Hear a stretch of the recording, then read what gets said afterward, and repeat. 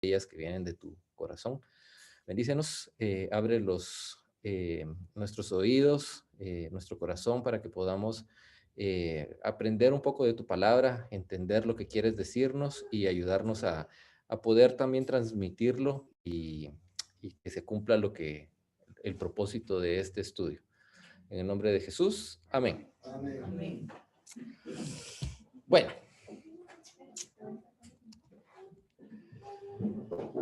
Quiero contarles, porque creo que muy pocos y si no lo saben, pues ahorita se van a enterar. Quiero contarles que hoy es el último día en que trabajo en una empresa después de 4 años de estar ahí.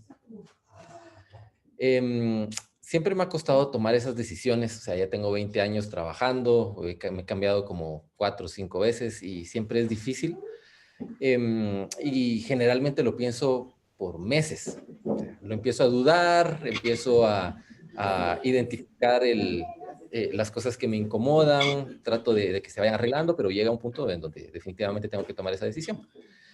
Esta empresa se mantuvo igual durante 3 años, pero a finales del año pasado se creó una sociedad. Mi jefe decidió hacer una sociedad con otras personas. Recuerdo que él me dijo que porque los nuevos socios tenían experiencia con empresas más grandes y que él solo tenía la capacidad de llevar a la empresa hasta donde la había podido llevar en esos años. Él ya tenía 12 años con la empresa y nunca había podido pasar de cierto lugar.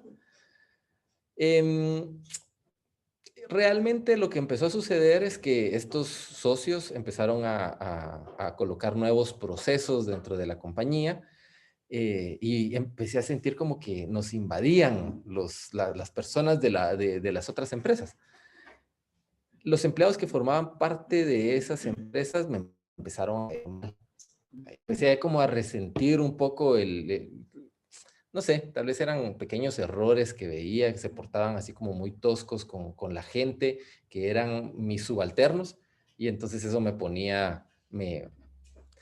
encendía en ira, le dirían a Nabucodonosor.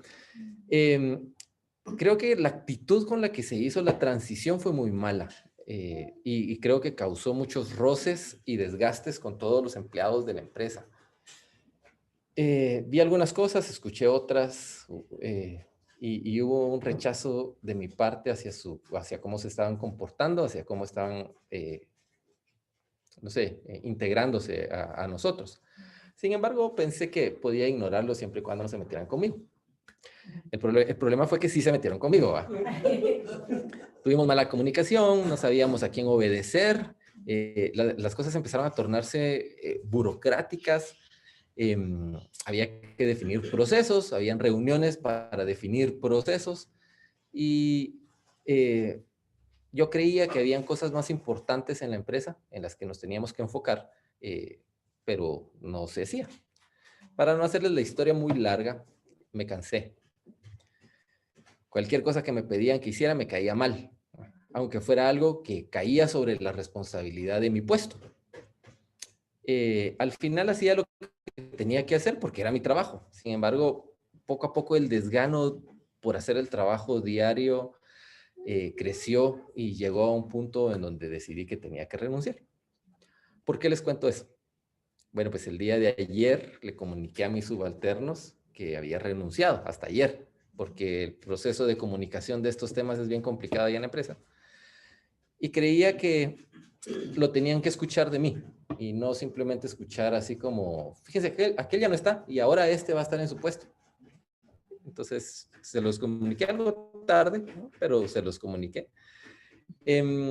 Les expliqué mis razones para que entendieran que la empresa no estaba pasando por una etapa difícil económicamente porque empiezan a tener miedo y a pensar en que entonces mejor empecemos a buscar a dónde nos vamos.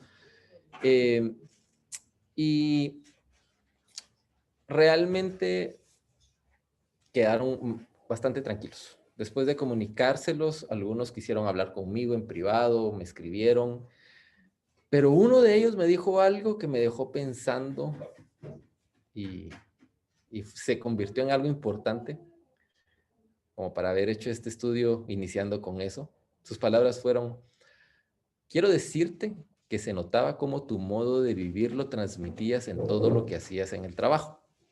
Y para los que tenemos la misma fe, era obvio el por qué te comportabas así.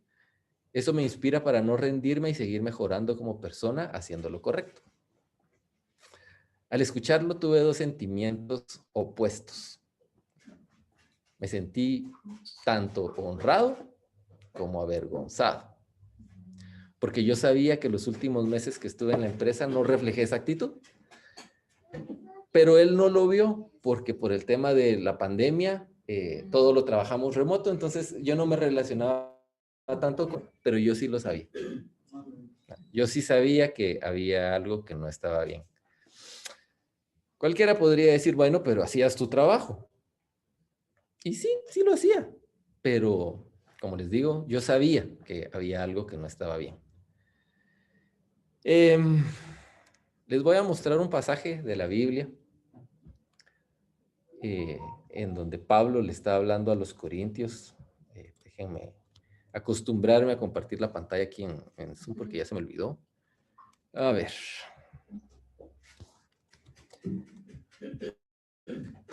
El pasaje es 1 Corintios 9, 16, 17. ¿Sí se mira? Sí. Dice Pablo, pues si anuncio el Evangelio, no tengo por qué gloriarme, porque me es impuesta necesidad. Y ay de mí si no anunciaré el Evangelio. Ese versículo lo puse por el contexto en el que está, de lo que está hablando, porque lo que me interesa es el siguiente. Por lo cual, si lo hago de buena voluntad, recompensa tendré. Pero si de mala voluntad, la comisión me ha sido encomendada. Ese versículo no lo había entendido eh, eh, correctamente, porque las palabras que usa son un poco complicadas. O sea, no está tan claro el mensaje, o sea, para mí, por lo menos. Pero lo que quiero que vean, la palabra recompensa en la que están hablando en ese pasaje puede traducirse también como salario o galardón. Voy a esconder aquí esta ventana. Perdonen, no los voy a poder ver. Así que si levantan la mano, no sé si ahí no se mira. ¿Va? Mejor si hablan, si tienen alguna pregunta, pregunten, ¿verdad? No quiero que simplemente escuchen porque mejor solo lo leo en lugar de hablarlo. La palabra recompensa, como les decía, puede traducirse como salario o galardón. Y hace referencia a algo que se recibe por un servicio prestado o al fruto cosechado después de haber hecho el esfuerzo de sembrar la semilla. En otras palabras, el principio de la siembra y la cosecha que ya hemos visto. Si vemos algunas definiciones, podemos ver que recompensar dice dar una cosa o hacer un beneficio a una persona como premio por un servicio o como reconocimiento por un mérito o una buena acción. También es dar una cosa o hacer un beneficio a una persona como reparación de un daño, perjuicio o molestia que se le ha causado. Pablo dice que tendrá la recompensa si anuncia el evangelio de buena voluntad. Les voy a poner el pasaje nuevamente, ¿verdad? Esa parte donde dice de buena voluntad, también puede traducirse a no a la fuerza o de forma voluntaria o por voluntad propia. Parece que Pablo está diciendo que solo si hace la tarea y no lo están forzando o no es a la fuerza, va a tener una recompensa. Pero ¿quién lo puede forzar? Es decir, ¿qué pasa si no hace la tarea? O sea, ¿quién le va a reclamar? Y entonces termina diciendo, pero si de mala voluntad, lo que también podría traducirse como a la fuerza o en contra de su voluntad. De hecho, mientras buscaba las palabras originales de ese pasaje, encontré un comentario sobre la palabra acón, que se utiliza para decir mala voluntad. Y dice así, describe a alguien que no comparte la misma mente, punto de vista, es decir, no tiene la misma voluntad, intención. Al decir que describe a alguien que no tiene la misma voluntad, está implicando que existen por lo menos dos personas ¿verdad? Es decir, está expresando que hay dos personas que no comparten la misma mente o la misma voluntad. Ese comentario refleja que Pablo no solo está hablando de él anunciando el evangelio, sino que hay alguien más que tiene la intención o la voluntad de que se predique ese evangelio. Y podemos hallar a esa otra persona en la última frase del versículo, cuando dice, la comisión me ha sido encomendada. Esa es la parte que hizo que me costara entender ese versículo.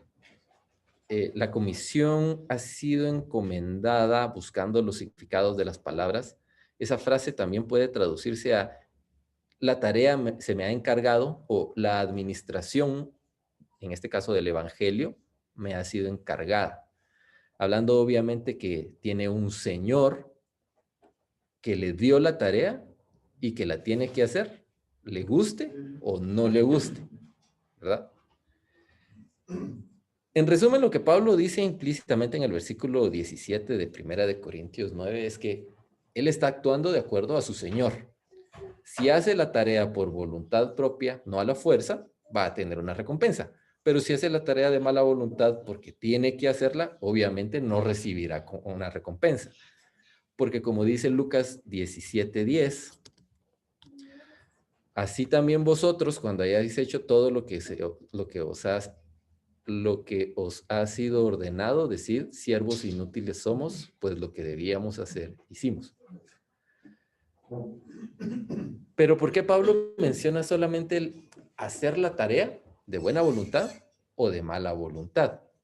O sea, ¿por qué no menciona la opción de no hacer la tarea o no hacer la voluntad de su Señor? Y sucede porque no hacer la tarea, así sea de mala gana, también tiene una recompensa. Podemos ver Mateo 25, del 26 al 30, donde dice, respondiendo su señor, le dijo, siervo malo y negligente. Sabías que ciego donde no sembré y que recojo donde no esparcí. Por tanto, debías haber dado mi dinero a los banqueros y al venir yo hubiera recibido lo que es mío con los intereses. Esa era la tarea, negociar.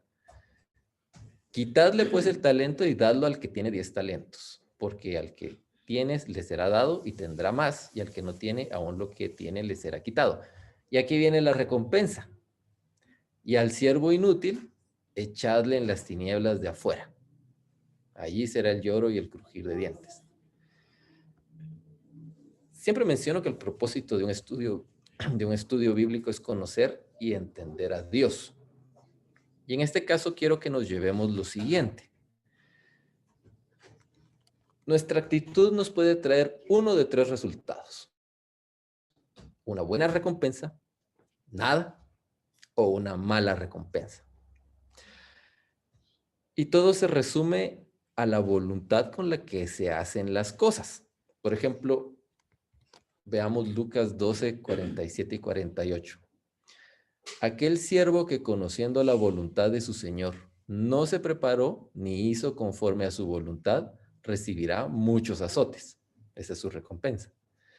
Mas el que sin conocerla, o sea, sin conocer la voluntad de su Señor, hizo cosas dignas de azote, será azotado poco, porque a todo aquel a quien se le haya dado mucho, mucho se le demandará, y al que mucho se le haya confiado, más se le pedirá. Y todo esto que estoy hablando es solo referente a los cristianos. No estoy hablando de los impíos. La peor consecuencia para un cristiano es que le den la consecuencia del impío. Veamos Mateo 24, del 48 al 51. Pero si aquel siervo malo dijera en su corazón, mi señor tarda en venir y comenzaré a golpear a sus consiervos y aún a comer y a beber con los borrachos, vendrá el señor de aquel siervo en día que éste no espera y a la hora que no sabe, y lo castigará duramente y pondrá su parte con los hipócritas. Ahí será el lloro y el crujir de dientes. Yo ya les dije, yo miro a Carlos que tiene ganas de preguntar y de decir muchas cosas, pero no dice nada. Yo ya les dije que pregunten porque si no voy a ir avanzando. ¿Recuerdan el comentario que les leí sobre la palabra que se usa para traducir mala voluntad, donde decía que describe a alguien que no comparte la misma mente o que no tiene la misma voluntad. Todos estamos de acuerdo que la voluntad de Dios es la que importa.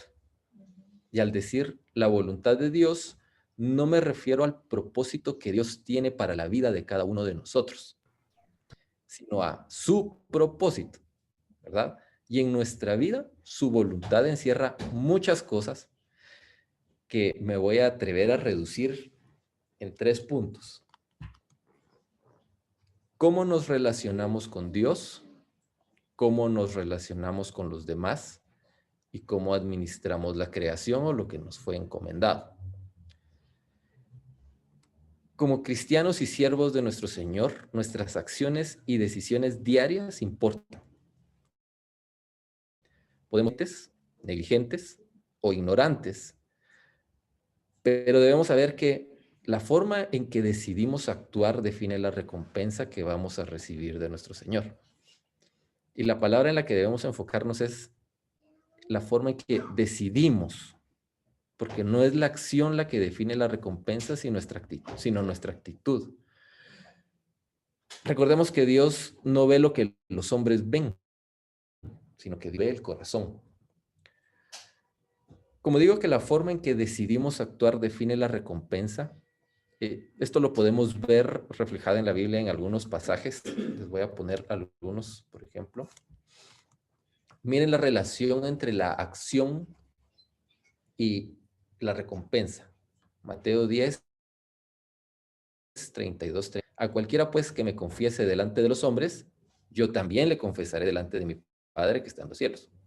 Y a cualquiera que me niegue delante de los hombres, yo le negaré delante de mi Padre que está en los cielos. Miren este otro, Lucas 6, 37, 38. No juzguéis y no seréis juzgados. No condenéis y no seréis condenados. Perdonad y seréis perdonados. Dad y se os dará. Medida buena, apretada, remecida, rebosando, darán en vuestro regazo, porque con la misma medida con que medís, os volverán a medir. Voy a ver unas 2 cortitas más. Primera de Corintios 3, 8. Y el que planta y el que riega son una misma cosa, aunque cada uno recibirá su recompensa conforme a su labor. Es decir, que la recompensa depende realmente de lo que hacemos y posiblemente de cómo lo hacemos. Y escuchemos a Jesús en Apocalipsis 22, 12. He aquí yo vengo pronto y mi galardón conmigo para recompensar a cada uno según sea su obra.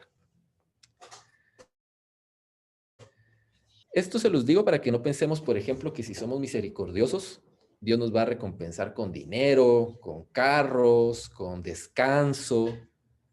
Dios nos va a recompensar con misericordia. No parece mucho cuando lo digo así, pero cuando leemos a Santiago 2:13, porque juicio sin misericordia se hará con aquel que no hiciere misericordia, y la misericordia triunfa sobre el juicio. Creo que como cristianos, aunque la recompensa de esa misericordia no será inmediata necesariamente, es una recompensa que todos quisiéramos tener, por lo menos yo. Pero bueno, mucho hablar, pero realmente,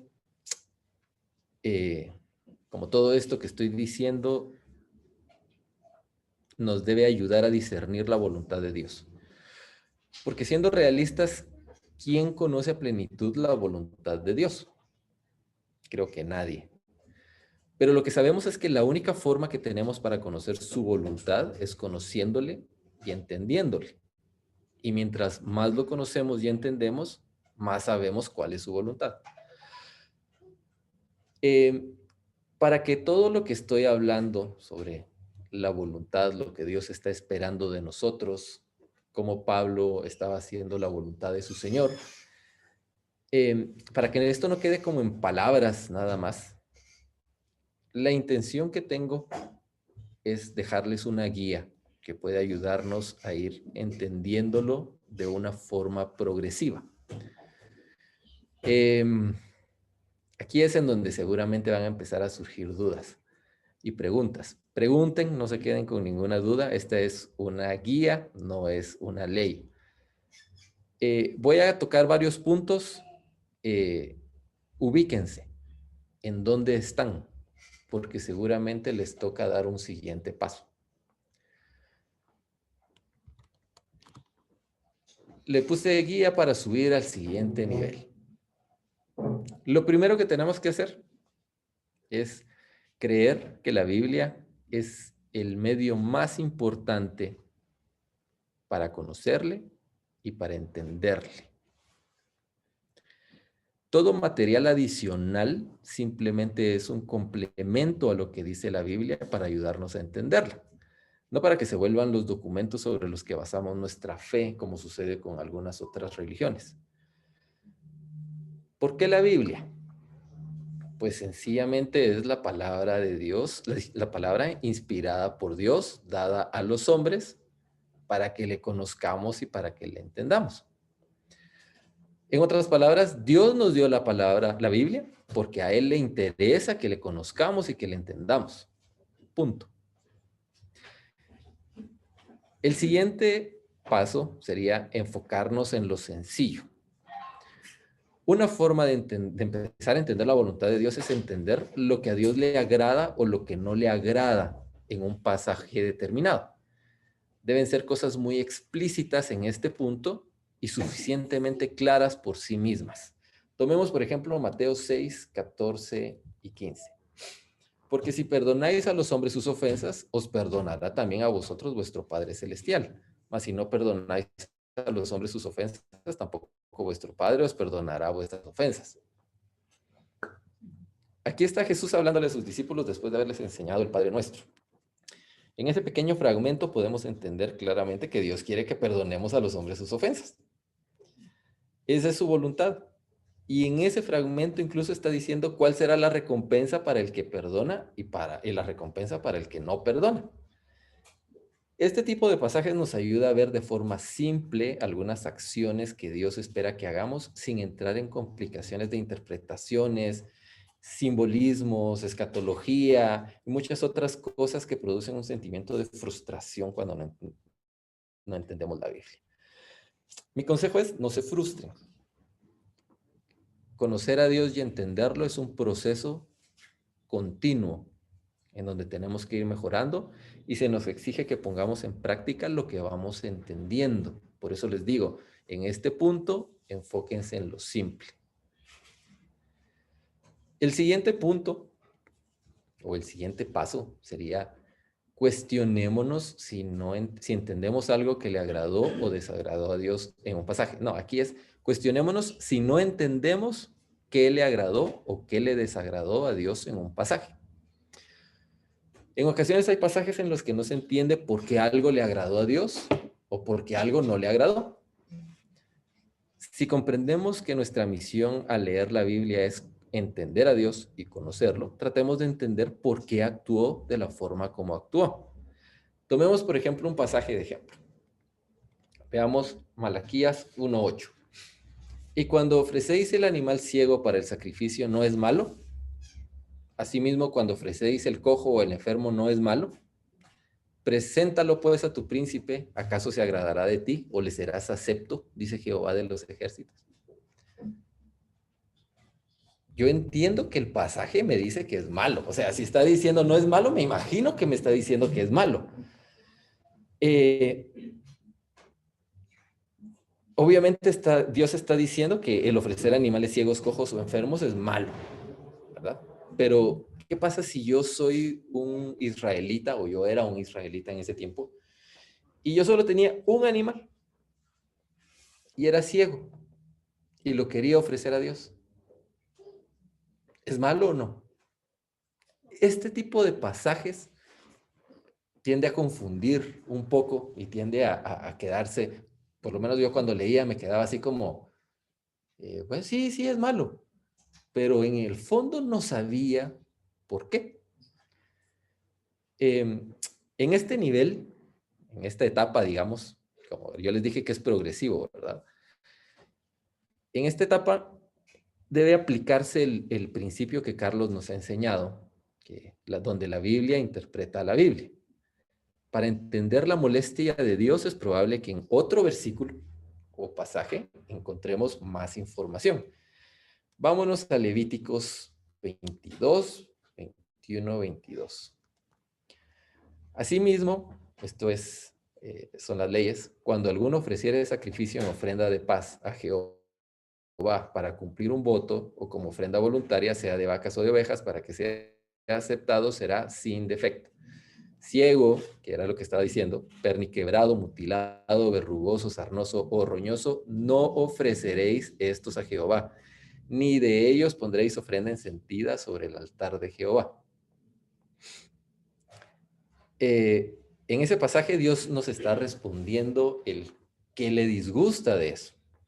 Entiendo que tenés un solo animal y que tiene defectos, no lo ofrezcas. Así que si alguno lo ofrece, seguramente está desobedeciendo una instrucción directa.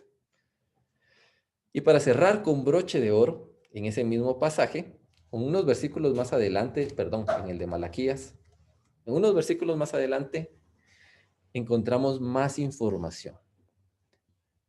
Es Dios hablando, maldito el que engaña, el que teniendo machos en su rebaño promete, o sea, hace un voto, y sacrifica a Jehová lo dañado, porque yo soy gran rey, dice Jehová de los ejércitos, y mi nombre es temible entre las naciones. Aquí enfatiza este pasaje habla de las personas que tienen más ganado, es decir, fue la actitud con la que ofrecieron. No necesitan hacer el voto, y todavía sí lo hacen, y en lugar de sacrificar lo que Dios les había dicho que sacrificaran, escogen lo peor que tienen en su rebaño. Aquí vale la pena resaltar que en ese tiempo, cuando una persona recibía visitas, dependiendo del nivel de importancia de la visita, así era el ganado que escogía para ofrecer en la comida. Si era alguien muy importante, traigan lo mejor que tengo. Si era alguien no tan importante, no importa lo que traigan. Entonces, ¿cómo creen que estaban viendo a Dios estas personas? Como que no era nada. No era el importante. Y por eso dice justamente en Malaquías 1:8, ofrécele a tu príncipe, a ver si vas a ser acepto. Y más grande que ese príncipe es Dios, es Jehová. Entonces, aquí nos podemos dar cuenta que existen algunos pasajes que para entenderlos necesitamos buscar un poco más de información. No simplemente vamos a entender todos los pasajes por leerlos, pero si se dan cuenta, el nivel de complejidad del pasaje aumentó un poco. No busquemos en este punto, las personas que están en este punto, no busquemos entender pasajes súper complejos, llenos de simbolismos o donde Dios no da su opinión respecto a si algo es bueno o no, porque en ese momento no lo vamos a poder entender. Sin embargo, vamos a pasar al siguiente punto. Lee la Biblia constantemente. No leas un versículo 2 al día o a la semana. Parte de entender mejor a Dios requiere que podamos asociar versículos o pasajes que hemos leído anteriormente. Si realmente queremos conocerlo y entenderlo, debemos leer una y otra vez la Biblia completa. La lectura repetida de la Biblia nos da mayor claridad al respecto de los pasajes que leemos nuevamente. O sea, puede ser que lo entendimos de cierta forma, pero después de haber leído toda la Biblia y regresar a ese pasaje, ya tenemos una visión un poco más amplia de lo que está sucediendo ahí. Y el leer repetidamente la Biblia nos permite recordar pasajes similares donde mencionan algo parecido que puede ayudarnos a entender por qué Dios dijo algo o le agradó o no le agradó. Aquí voy a poner de ejemplo un versículo en donde tal vez no es Dios el que está hablando directamente, pero quiero que lo vean. Lucas 1, voy a tomar versículos específicos porque la historia es un poco larga. Lucas 1, 5, 13, 18 al 19. Hubo en los días de Herodes, rey de Judea, un sacerdote llamado Zacarías, de la clase de Abías. Su mujer era de las hijas de Aarón y se llamaba Elizabeth. Espero que sepan de quién están hablando aquí, ¿verdad? Voy a ver las caras en la cámara, a ver si sí. Todos dijeron que sí. Pero el ángel le dijo a Zacarías, no temas porque tu oración ha sido oída y tu mujer Elizabeth te dará un hijo. O sea que él estaba orando por eso. Y llamará su nombre Juan. Dijo Zacarías al ángel, ¿en qué conoceré esto? Porque yo soy viejo y mi mujer es de edad avanzada. Y el ángel simplemente responde, yo soy Gabriel que estoy delante de Dios y he sido enviado a hablarte y a darte estas buenas nuevas. Perdón, no puse el último pedacito del versículo. Pero ahí dice, por cuanto no creíste en mi palabra, quedarás mudo, ¿verdad? Pero realmente, o sea, así como que, perdón, va, solo era una pregunta. Pareciera que es como, ok, ¿cuál fue el problema? Porque parece un castigo. Y entonces yo puse en negrilla una frase. La frase dice de edad avanzada, ¿verdad?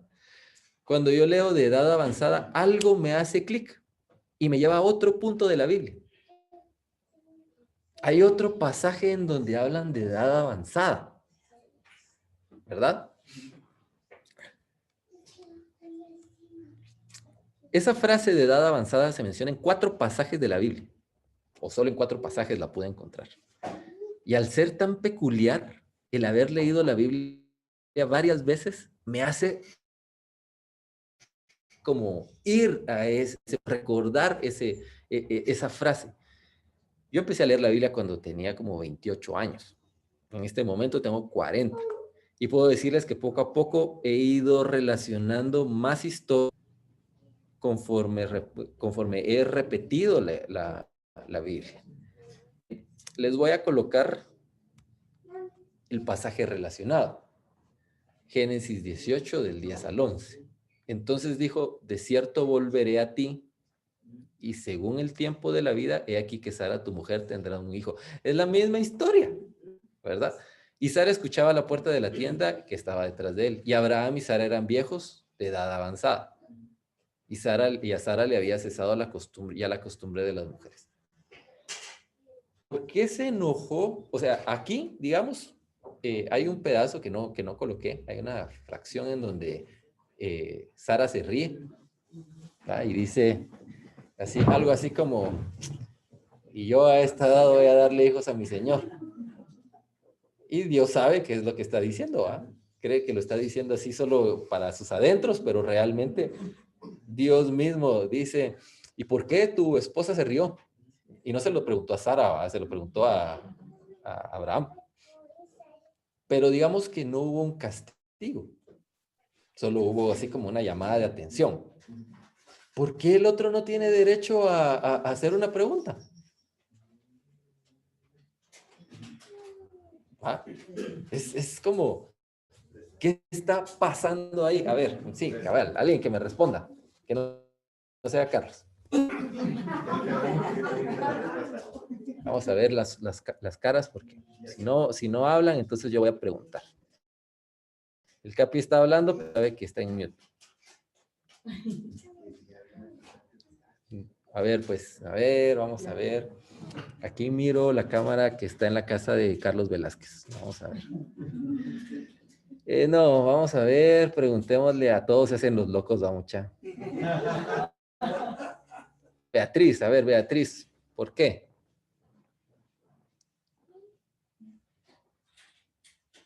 No se vale que Joel sople. Ya.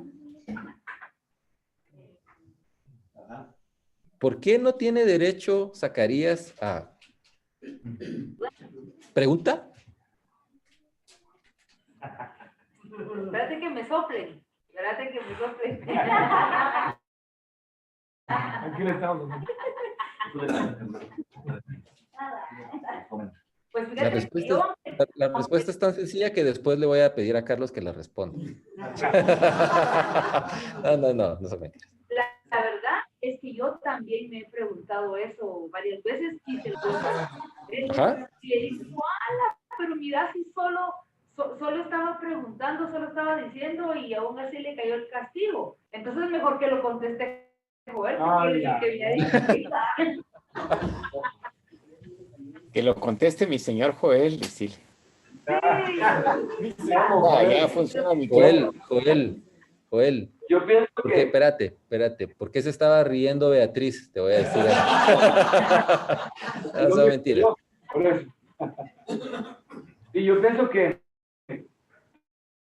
tal vez lo que pasa es que él vio las cosas con los ojos naturales, ¿verdad? Si es una mujer vieja, ¿cómo va a tener hijos? Entonces, mejor yo creo que son fundamentales porque está teniendo un mensajero divino, bueno, no divino, sino un mensajero del cielo, quiero decir, un mensajero que viene de Dios, es un ángel, y él no creyó lo que el ángel estaba diciendo, no tuvo fe en lo que el ángel estaba diciendo, creo yo. Ok, a ver, doña Sheni quiere hablar, pero dígalo recio para que todos escuchen. Dios estaba comenzando con su pueblo. No escuchamos, no se oye. No hablo muy despedido. Que se acerque. Acérquese. Sí, porque el micrófono está acá. Aquí me tengo que... Sí, aquí, está bien. Ahí está bien. Responde. Bueno, que yo pienso que aquí con Abraham estaba él iniciando, estaba escogiendo a su pueblo. Y cuando fue lo de Zacarías, o sea, ya conocían más a Dios, aquí no lo conocían. Y entonces por eso es que dice, ¿verdad? De que él, o sea, a Sara no lo tomó como castigo porque no conocían todavía a Dios. En cambio, con Zacarías ya habían pasado muchos otros, pienso yo, pues. Ajá, ya había sido. Ajá, exacto. Pero ¿y si él no sabía del precedente?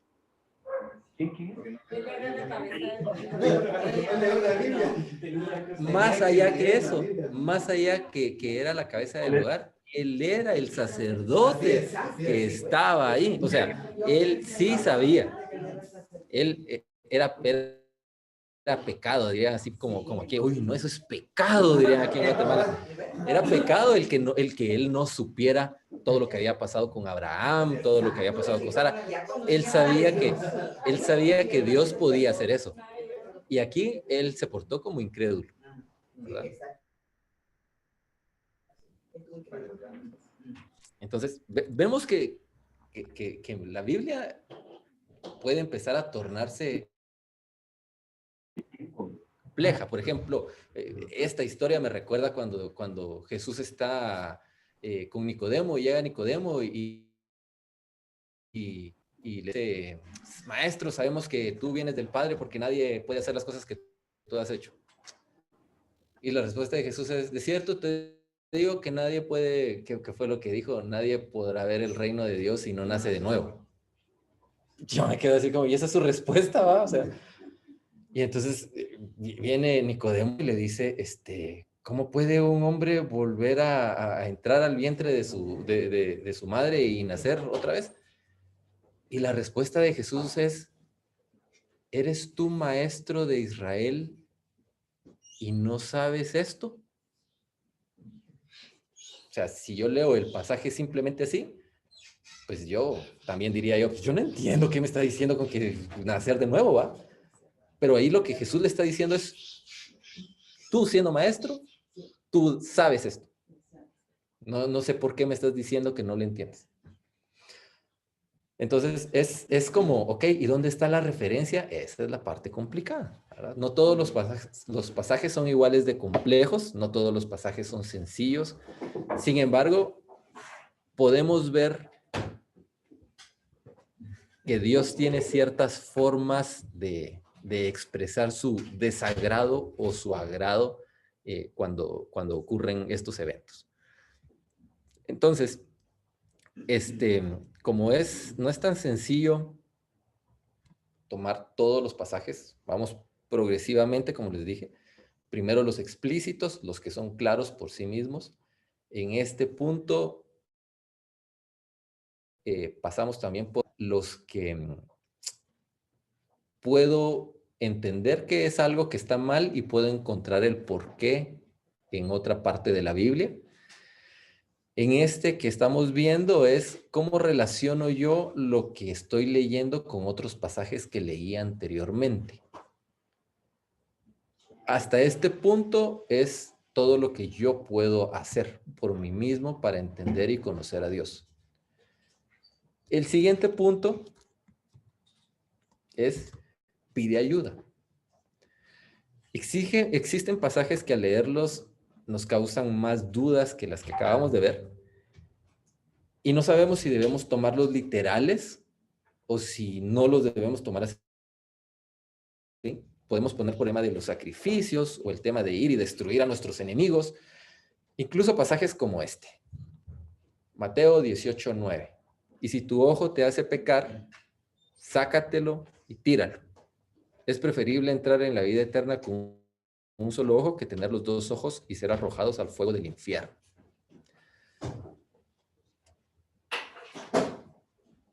¿Cuánta gente tuerta y ciega habría si tomamos este versículo literal? Literalmente nos lo tenemos que sacar. Y lo triste es que, aunque nos sacáramos los ojos, nuestra actitud seguiría siendo la misma. O sea que la solución no es que me corte la mano para no robar, no, puedo robar de otras formas. O sea, no es ese el punto. ¿Y cómo podemos como encontrarle una explicación a esto? Lo que me preocupa es, ¿tengo que sacar los ojos o no? ¿Será que puedo acumular, digamos, que haya pecado con unas 10 veces, pero como todavía tengo los dos ojos, solo me saco uno? ¿O sí me tengo que sacar los dos? ¿Verdad? Es como un poquito más complicado que eso. Pero veamos lo que dice Jesús en Mateo 15. Voy a tomar las secciones del 10 al 11 y del 19 al 20. Y dice Jesús, y llamando así a la multitud, les dijo, oíd y entended. No lo que entra en la boca contamina al hombre, mas lo que sale de la boca, esto contamina al hombre.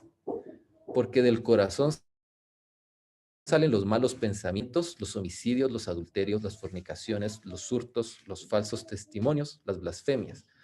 Estas cosas son las que contaminan al hombre, pero el comer con las manos sin lavar no contamina al hombre. Obviamente aquí está hablando de los ritos de lavamientos y todo, por lo que lo estaban usando ahí. Aquí toca en el versículo 19 un punto importante.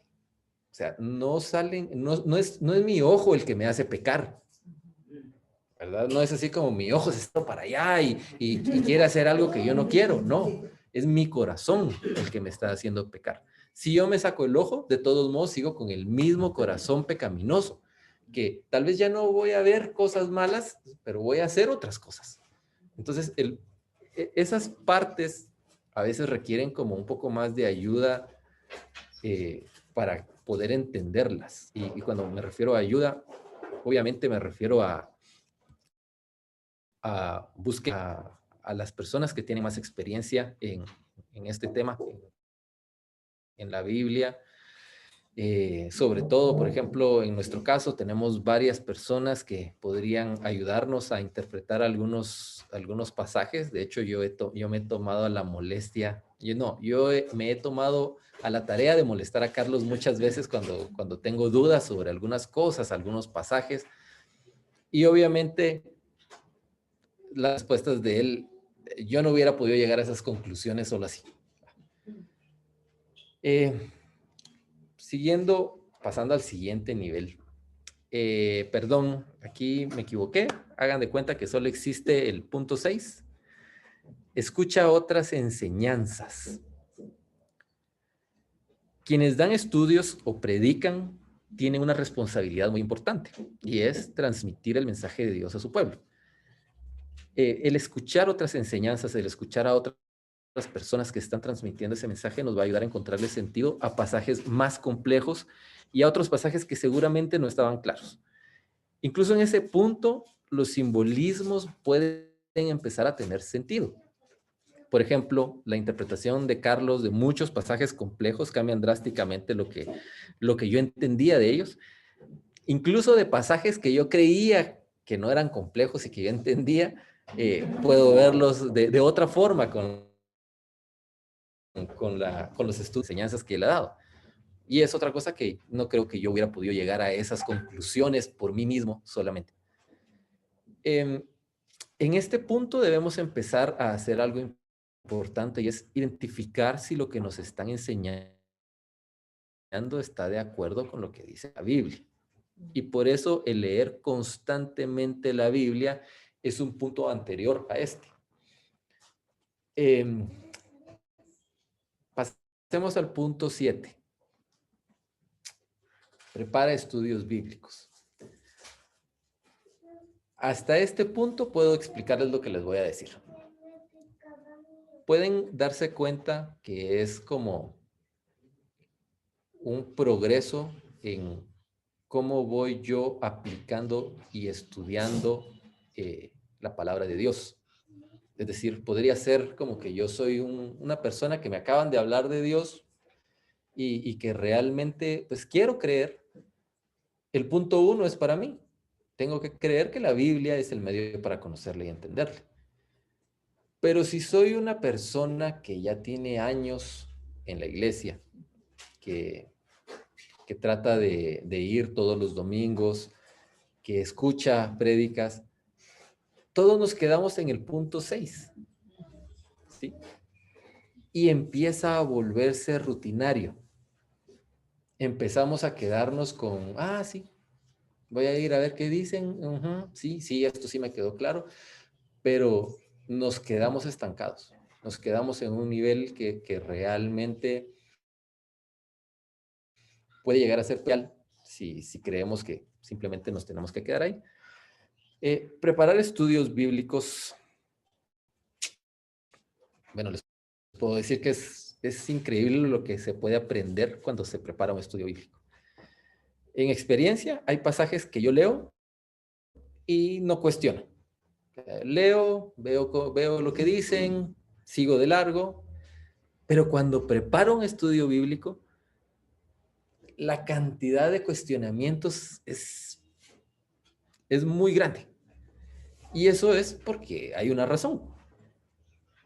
Los estudios bíblicos tienen un propósito y es ayudar a los oyentes o a la congregación a conocer y a entender más a Dios, aclarando o interpretando pasajes que no son tan simples o que no están tan claros.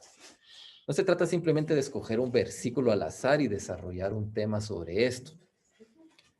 En mi caso, por ejemplo, a mí me cuesta mucho seleccionar un estudio bíblico, un tema. Generalmente necesito un par de semanas para prepararlo.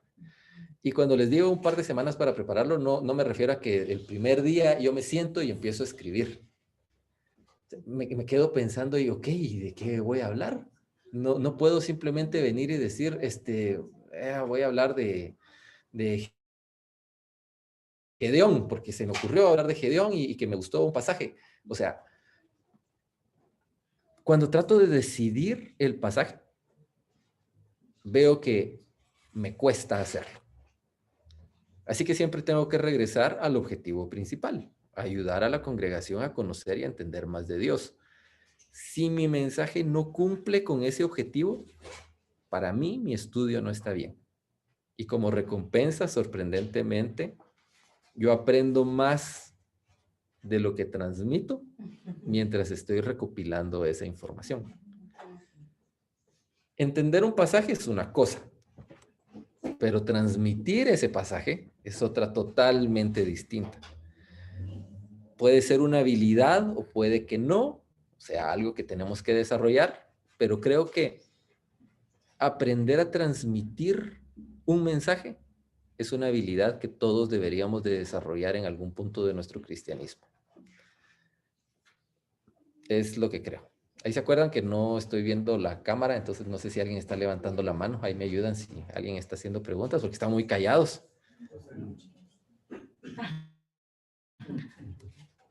Y el último punto que tengo acá es, te mando que te esfuerces y seas valiente. Espero que a todos les haya recordado algún pasaje, ¿verdad?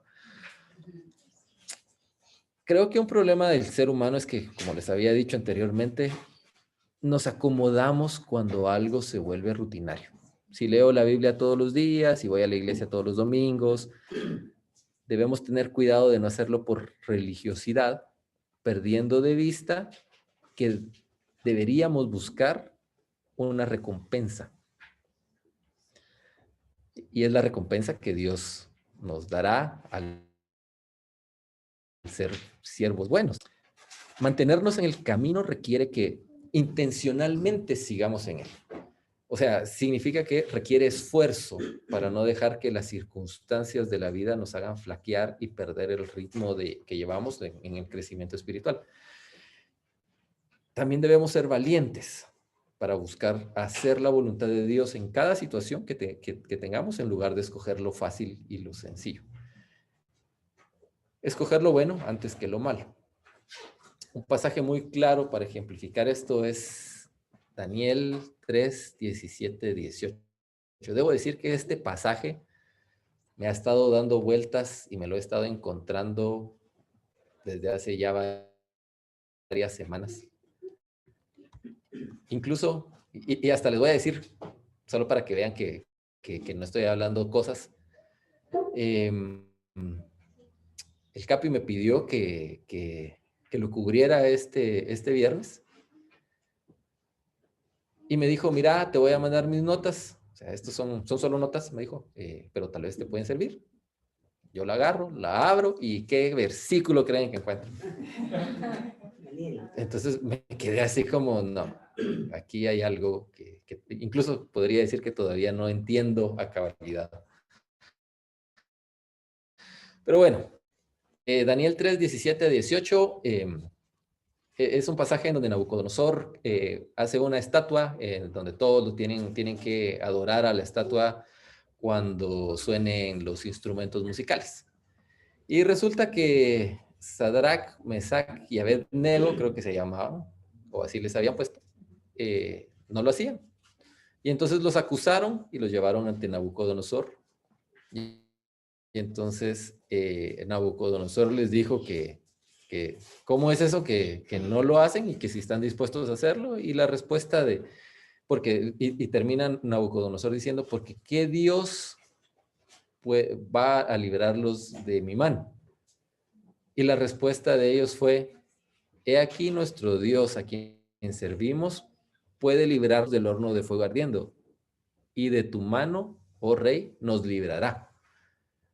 Y si no, sepas, oh rey, que no serviremos a tus dioses, ni tampoco adoraremos la estatua que has levantado. Esa frase, y si no, no es una expresión aguada y conformista. Es decir, no es y si no se puede, pues ni modo. No. Esa expresión es una expresión fuerte que denota determinación de hacer la voluntad de Dios a pesar de conocer las consecuencias. Esa es la valentía de la que estoy hablando. Dicen algunos comentaristas bíblicos que Nabucodonosor era un rey fúrico, es decir, rápido, se encendía en ira. ¿Cómo creen que se puso a escuchar esa última parte de ellos? ¿No? O sea, era así como, échenle más leña al horno y apúrense y métanlos de una vez.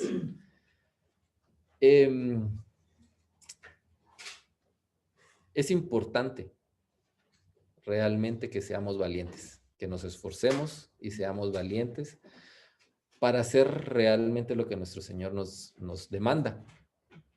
Y lo mejor es que lo hagamos de buena voluntad.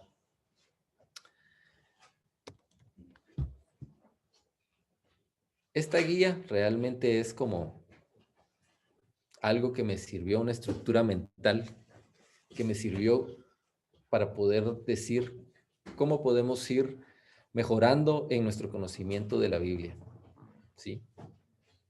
Cómo podemos hacer que la Biblia no sea un golpe en la cara porque no entendemos lo que dicen. Yo conozco a gente que dice que lee la Biblia, que la leyó, pero que realmente no entendía nada o que no estaba de acuerdo con lo que decía. Y realmente todo se traduce a que no entienden, ¿verdad? En resumen,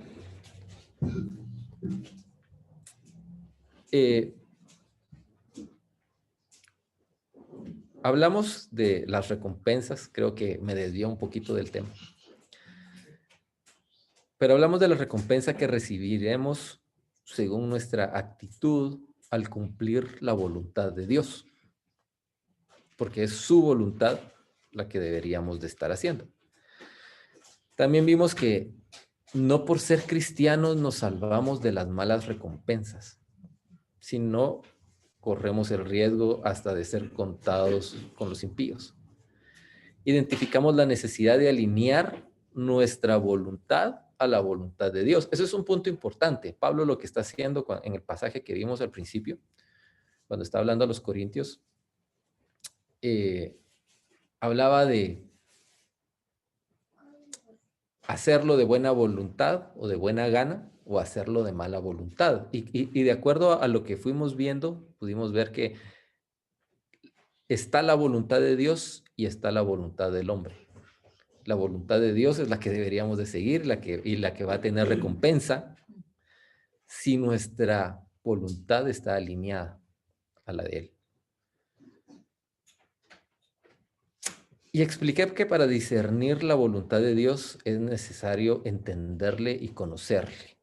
Y por eso es que había puesto esta guía para subir a nuestro siguiente nivel. Espero que todos nos hayamos ubicado en dónde nos encontramos y tal vez hacia dónde deberíamos movernos para ir creciendo en la parte espiritual. Creo que la iglesia cristiana en general está acomodada. Yo estoy acomodado y sé que algo tiene que cambiar en mí. ¿Realmente estamos siendo lo que tenemos que ser en todas nuestras áreas? Entre nosotros, con nuestras familias, con nuestros enemigos, con Dios. Creo que debemos abrir los ojos y ver nuestras fallas, o por lo menos deberíamos estar dispuestos a escuchar a nuestros hermanos cuando nos dicen qué cosas podemos mejorar. No nos hagamos tampoco los ciegos o los indiferentes, porque vamos a recibir una recompensa que realmente no queremos recibir. ¿Cómo podemos ejercitar nuestros sentidos en el discernimiento del bien y del mal? Si a veces lo que hacemos es hacernos de la vista gorda ante las cosas que están pasando. Creo que alinear nuestra voluntad con la voluntad de Dios es la única forma de obtener la recompensa que muchas veces ni sabemos que queremos y que necesitamos. Porque la recompensa no nos la da en este momento. Y a veces lo perdemos de vista. Bueno, preguntas o comentarios, puntual. Menos mal. A ver, no los veo. Espérenme, estoy buscándolos. Aquí está. Voy a dejar de compartir la pantalla.